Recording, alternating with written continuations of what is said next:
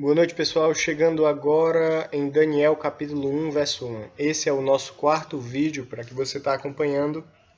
No estudo passado, nós vimos como foi que Judá foi assimilado pela Babilônia. Fazer uma recapitulação rápida. Após a morte do rei Josias, seu filho Joacás reina em seu lugar. Só que Joacás reina apenas 3 meses e ele é deposto pelo faraó Neco. E assim que o faraó Neco depõe ele coloca Eliaquim, que era irmão dele, em seu lugar para reinar. E o faraó altera o nome dele de Eliaquim para Jeoaquim.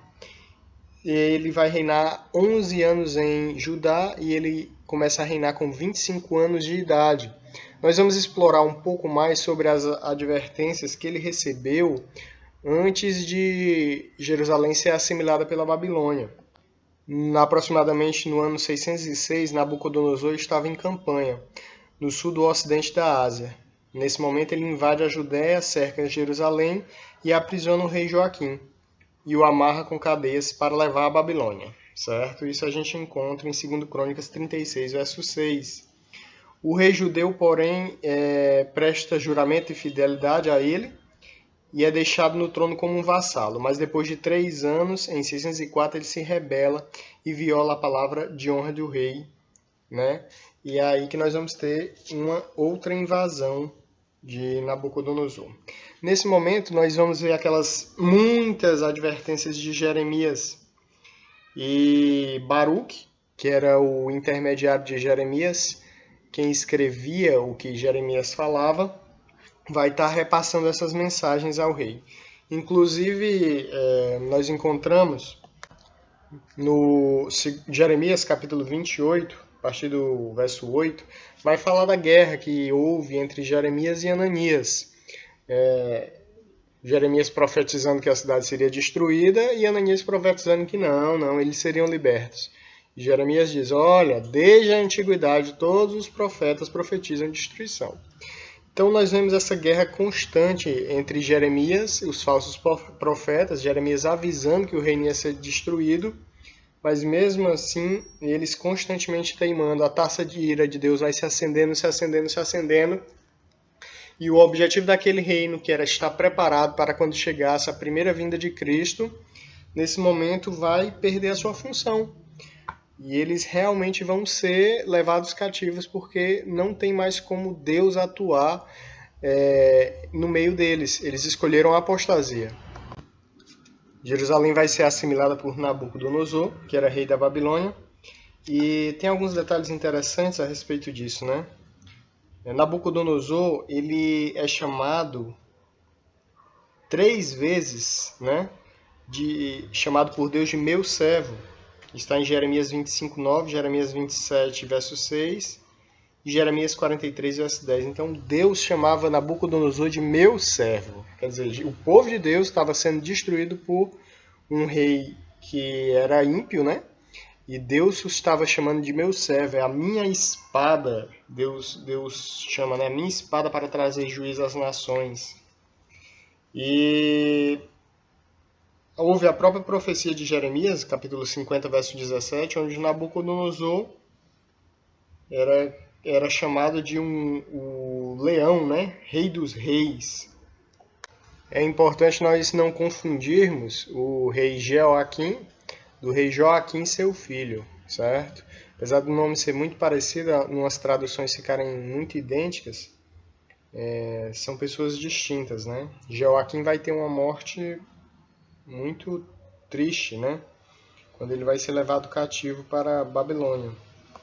O filho de Jeoaquim, né? No caso Joaquim, também vai ser levado cativo para a Babilônia. Ele só vai reinar 3 meses. E ele vai ficar preso até o ano 562, quando ele vai ser liberto por Evil-Merodach, que era justamente o sucessor de Nabucodonosor. Então, interessante nós olharmos aqui um aspecto. Quando abrimos em Daniel 1:1, é dito assim, né?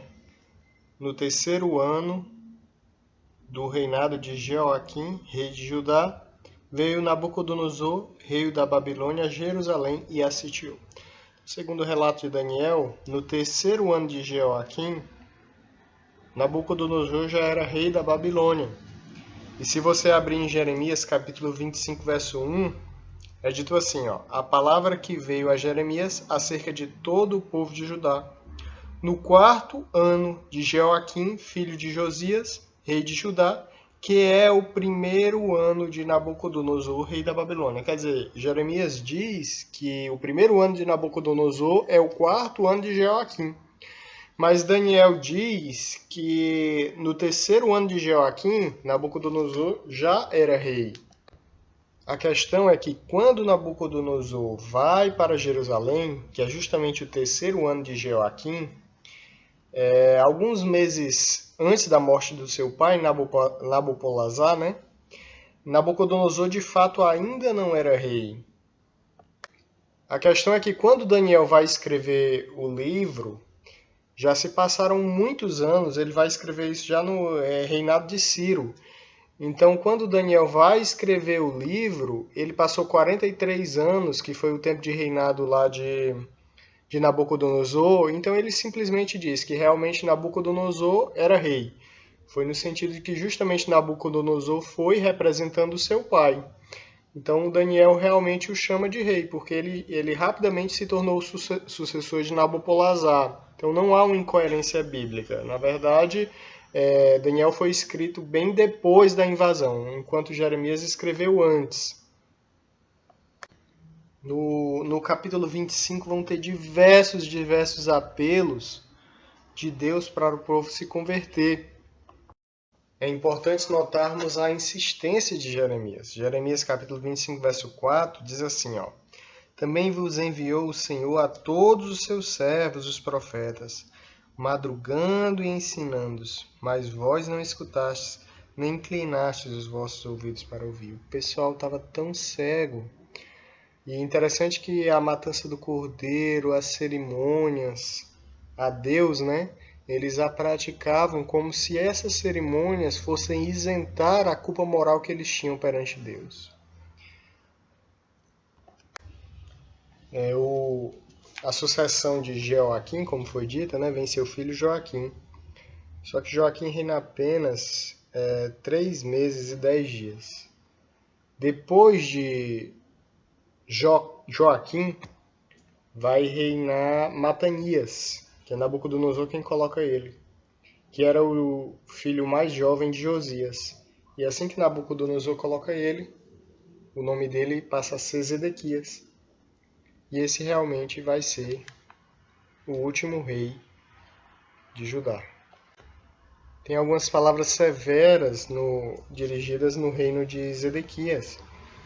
Em Jeremias capítulo 29, verso 8, olha o que diz: porque assim diz o Senhor dos Exércitos, o Deus de Israel, não vos enganem os vossos profetas que estão no meio de vós, nem os vossos adivinhos, nem deis ouvidos aos vossos sonhos que sonhais, porque eles os profetizam falsamente em meu nome, não os enviei, diz o Senhor dos Exércitos. Quer dizer, olha só, irmãos, o povo estava tão corrompido que até os profetas, o próprio Deus diz para não serem escutados, porque eles eram falsos profetas.